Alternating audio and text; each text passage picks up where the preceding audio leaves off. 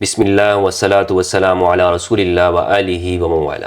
السلام علیکم ورحمۃ اللہ وبرکاتہ۔ سیدہ زہرا علیہ السلام البتول اپنے والد گرامی محمد رسول اللہ صلی اللہ علیہ وآلہ وسلم پر نوحہ کیا کرتی تھی، رویا کرتی تھی، اور جو مصائب سیدہ زہرا کے اوپر ہوئے رسول اللہ صلی اللہ علیہ وآلہ وسلم کے وصال کے بعد، ان مصائب کی وجہ سے وہ اپنے بابا جان کو یاد کیا کرتی تھی کہ بابا جان آپ کے جانے کے بعد مجھ پر مصیبتوں کے ایسے پہاڑ ٹوٹ پڑے کہ اگر یہ مصیبتیں دنوں پر پڑتی تو دن رات میں تبدیل ہو جاتے، اور راتوں پہ پڑتی تو وہ دنوں میں تبدیل ہو جاتے۔ آپ اشعار کے اندر یہ نوحہ کہا کرتی تھیں، یہ مصائب بیان کیا کرتی تھیں، اور رسول اللہ صلی اللہ علیہ وآلہ وسلم کی قبر پر جا کر گریہ وزاری کرتی تھی مدینہ منورہ کے اندر۔ یہ اشعار میں نے چند دن پہلے سوشل میڈیا پر میں نے شیئر کیے کہ سیدہ زہرا پر مصائب کے پہاڑ ٹوٹے، اور یہ سیدہ زہرا نے یہ اشعار کہے ہیں۔ تو کچھ لوگوں نے کہا کہ مفتی صاحب آپ سے یہ توقع نہیں تھی کہ آپ بلا سند ایک چیز کو بیان کر دیں، اور ایسی چیز جو تحقیق سے ثابت نہ ہو، اہل سنت کی کتابوں میں اس کا حوالہ نہ ملتا ہو، آپ ایسی باتوں کو شیئر کر دیں۔ تو یہ تو ایسی بات ہے کہ جو آپ کو زیب نہیں دیتی، اور آپ سے یہ چیز توقع نہیں تھی۔ تو میں نے چاہا کہ آج میں اس کو گفتگو کر لوں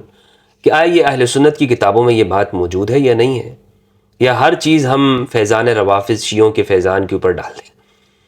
ایک طرف تو ہم ان سے بہت کچھ روایات بھی ہم لیتے ہیں، لیکن بس نام آتا ہے اگر ہم اہل بیت سے کوئی بات کرتے ہیں تو ساری ڈال دیتی ہے جناب، شیعوں کے کھاتے میں بات ڈال دی جاتی ہے۔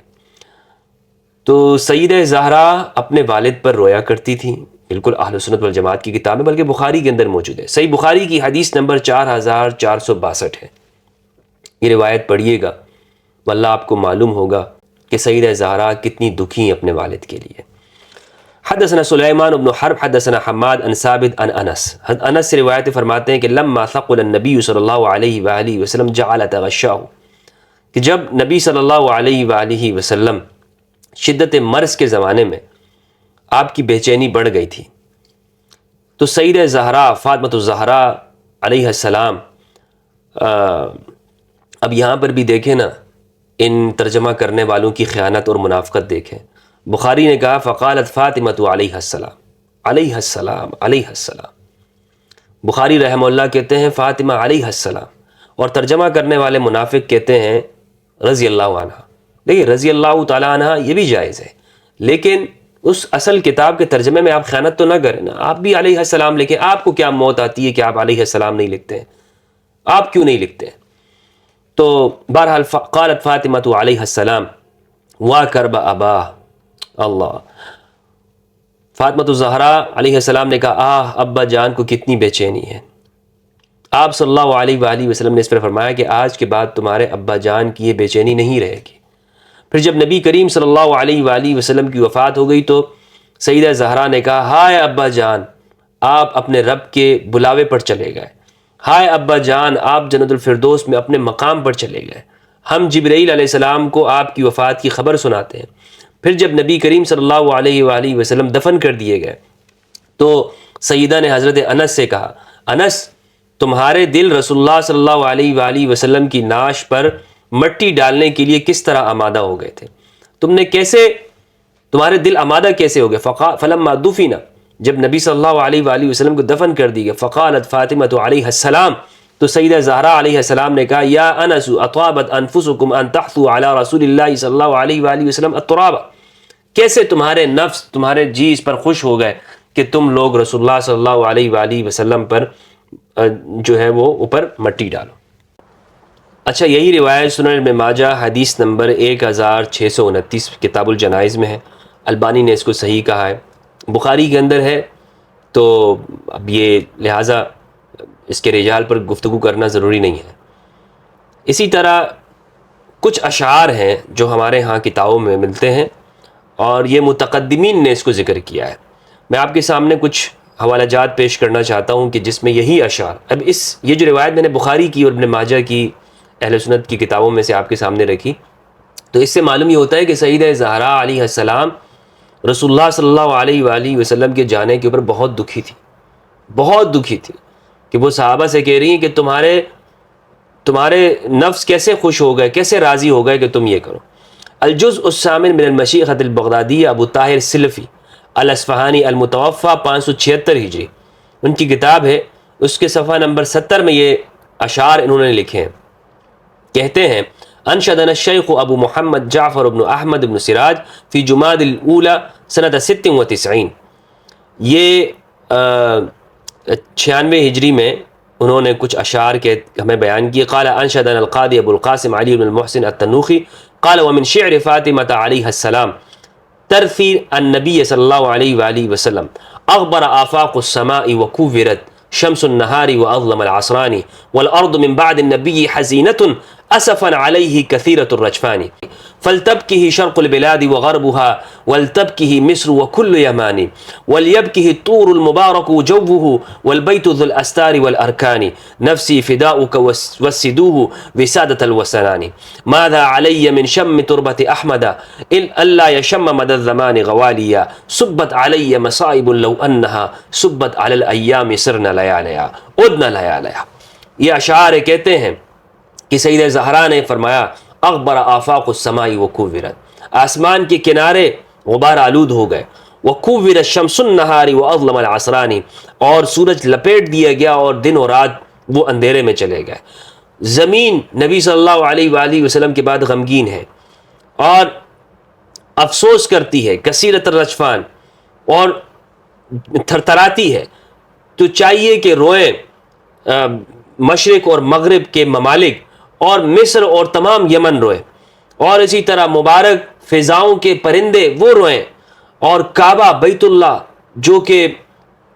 کہ غلاف والا ہے اور ارکان ہے اس کے اندر، رکن یمانی ہے،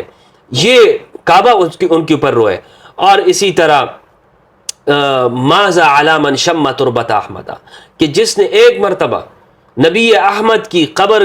کی مٹی کو سونگھ لیا، وہ پورے زمانے پوری زندگی وہ غالیہ نام کی خوشبو کو نہیں سونگھے گا۔ اللہ اکبر، اللہ اکبر۔ مجھ پر ایسے مصائب ٹوٹے ہیں، اگر وہ دنوں پہ پڑتے تو وہ رات بن جاتی۔ صبت علی الایام عدن لیالیا۔ اسی طرح مثیر الغرام الساکر الی اشرف الاماکن کے اندر ابن الجوزی رحمہ اللہ نے المتوفى 597 ہجری جلد 2 صفحہ 300 پر وہ لکھتے ہیں، اور یہ مطبوعہ ہے دار الرایہ، اور اس پر تحقیق مرزوق علی ابراہیم کی، کہتے ہیں باب ذکر کلمات حفظت عن زوار قبرہ واحوال جرت لہم عن جعفر ابن محمد، امام جعفر الصادق علیہ السلام سے روایت ہے، وہ اپنے والد امام محمد الباقر سے روایت کرتے ہیں، وہ امام علی علیہ السلام سے کہتے ہیں کہ جب رسول اللہ صلی اللہ علیہ وآلہ وسلم پر مٹی ڈالی گئی، جاءت فاطمہ علیہ السلام فوقفت علی قبرہ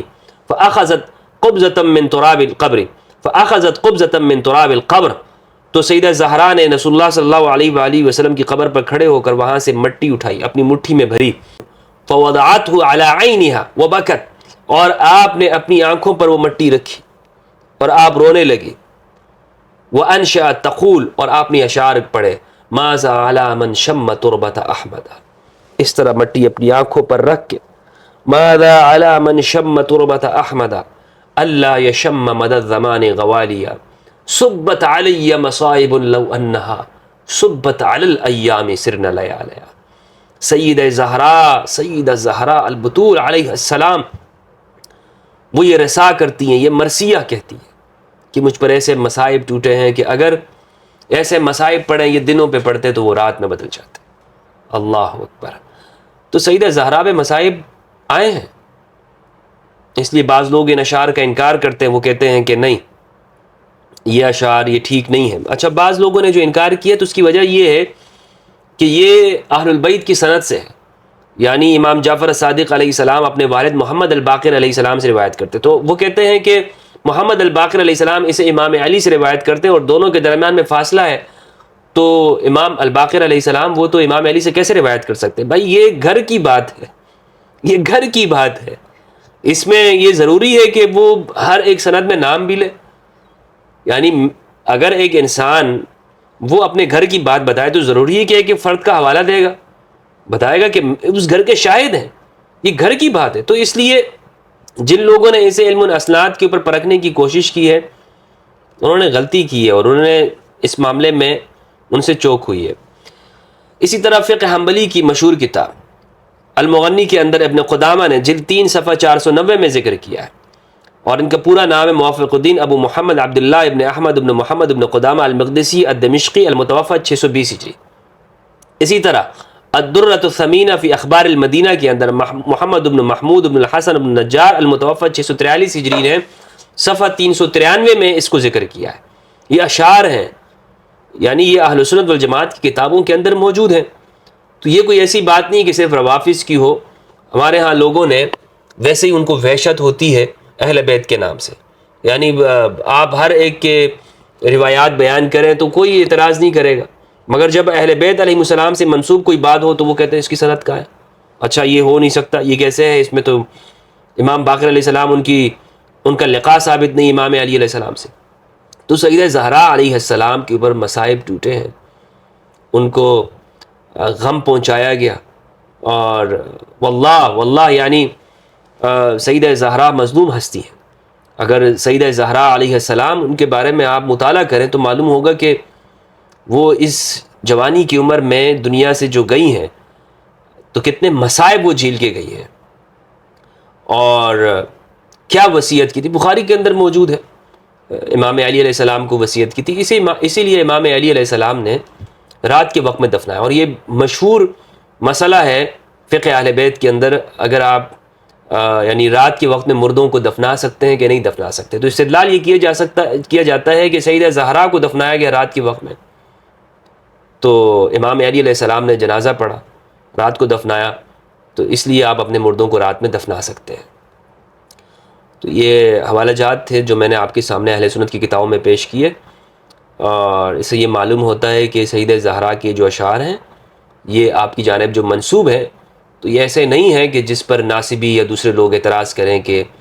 یہ کیسے ممکن ہے، یہ کیسے ہو سکتا ہے۔ اور سیدہ زہرا روتی تھیں، اپنے والد کو یاد کیا کرتی تھی، اور اسی حالت میں آپ کا وصال ہوا۔ اللہ سبحانہ و تعالیٰ سے دعا ہے کہ پروردگار ہمیں سیدہ زہرا کے مدافعین میں شمار کرے، پروردگار ہم سے یہ کام لے کہ ہم سے اہل بیت راضی ہو جائے، اہل بیت ہم سے راضی ہیں تو ہماری نجات کے لیے کافی ہے کہ ہم سے اہل بیت راضی ہو جائے۔ ہم نے دنیا کے لوگوں کو تو نہیں دیکھنا کہ کون ہم سے راضی ہوتا ہے، اگر ہم سے اہل بیت راضی ہیں تو رضی اللہ عنہم، اللہ ہم سے راضی ہے۔ السلام علیکم ورحمۃ اللہ وبرکاتہ۔